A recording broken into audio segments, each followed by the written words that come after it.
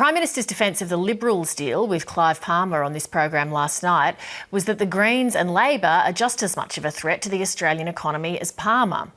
To ask about that, 7:30 invited the Greens leader Richard Di Natale for an interview. Senator, thanks for joining us. Pleasure. What's your response to what the Prime Minister said last night? Oh, well, Scott Morrison will say or do anything to hold on to the job. He's clearly got no integrity. He's prepared to smear and tell bald-faced lies. He talks about extremism. The extremism in Australian politics is at the heart of this government.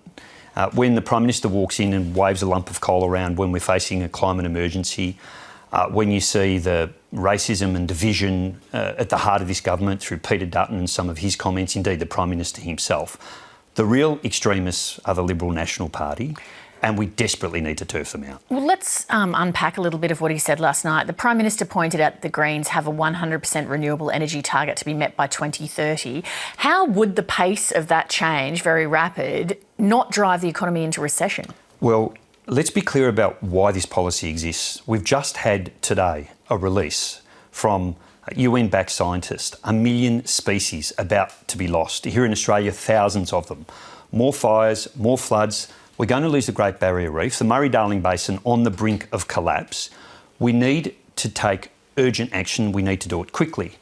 At the heart of that is addressing the key issue that's driving climate change, and it's coal. If you don't have a plan to transition away from coal to renewables, you've got no climate plan. We can't keep opening up new coal mines, new gas fields, drilling new oil wells. We have to keep fossil fuels in the ground and drive that transition. But for any party, you have to strike the balance between transitioning and the pace at which you're doing that and what impact it has on the economy.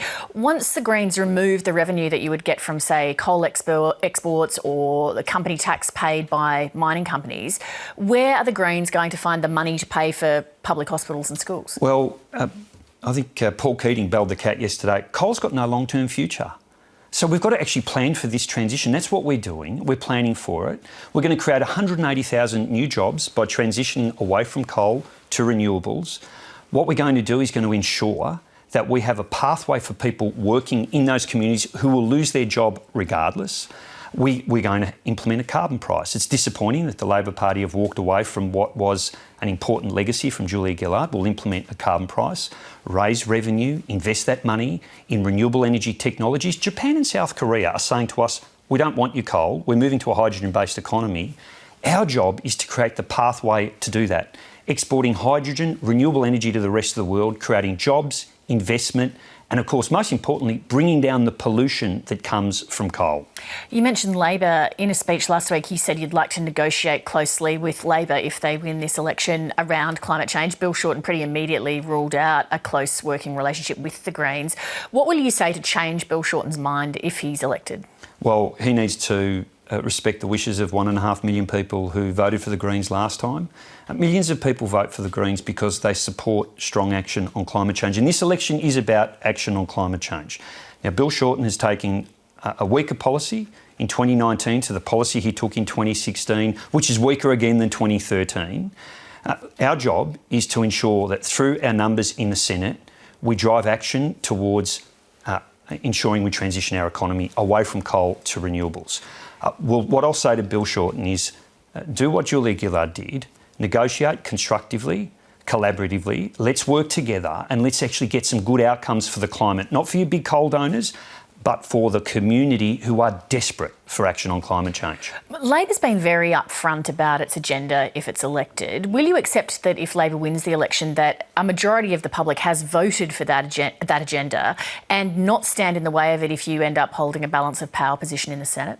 Well, people also vote differently in the Senate, and they vote because they want to hold governments to account, and that's our role. Our role in the Senate is to hold governments to account and to push hard on climate change action. And we make no apologies for doing that. Of course we want to work constructively with the Labor Party, but let's not forget, over 1 million people vote for the Greens. If Bill Shorten's elected as the next Prime Minister, it will be on the back of Greens preferences, those millions of Australians who preference the Labor Party but vote for the Greens first. And he needs to acknowledge that leadership's required. Leadership is required now. This past term of government has been a disaster. We've had the climate deniers in charge, Scott Morrison brandishing lumps of coal in the Parliament. That's got to stop. People expect action. They don't want Bill Shorten to go ahead with his plan to frack gas, 1,200 new gas wells in the Northern Territory, to go ahead with the Adani coal mine. What they want is they want a Prime Minister who's going to be honest and straight up.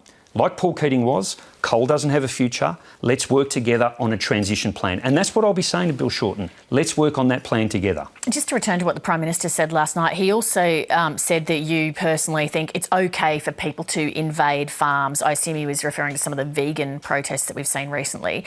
How much sympathy do you have for farmers or factories where vegans are invading their properties? I have great sympathy, and the Prime Minister's comments were just a bald-faced lie. They were disgraceful.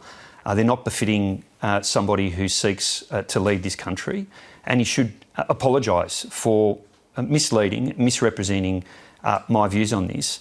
People are rightly concerned about animal welfare. People should be able to express that view peacefully, consistent with our own ideals as a party, peaceful and non-violent protest.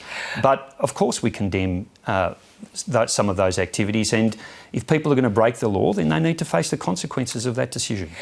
We know that Australians have a very low level of trust in politicians and in journalists, for that matter, as well. What will the Greens try to do in the next parliament to address that on the political level? The first thing to do is to get the dirty money out of politics. I think that's, my own view is I think that's the central problem we have in our political system at the moment. We've got dirty money, millions of dollars flowing from the coal, oil and gas industry, from the gambling industry, from the alcohol industry, from developers into the pockets of both major parties. We have to stop that. And one of the first orders of business will be making sure that we've got a plan to cap political donations. We want to stop this revolving door between Parliament and lobbyists. When people see MPs on the payroll of lobbying firms before they've actually left Parliament, there's something wrong with the system.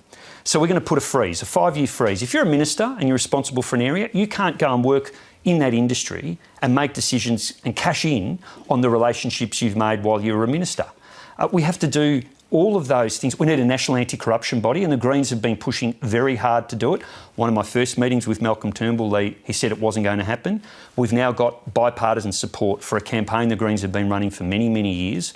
We're going to get a national anti-corruption body. Our job is to make sure it's one with some teeth. Senator Di Natale, thank you very much. Thanks, Leigh. Hi, I'm Leigh Sales. Thanks for watching this story. If you'd like to watch more of 7:30's stories, they are on the left of your screen.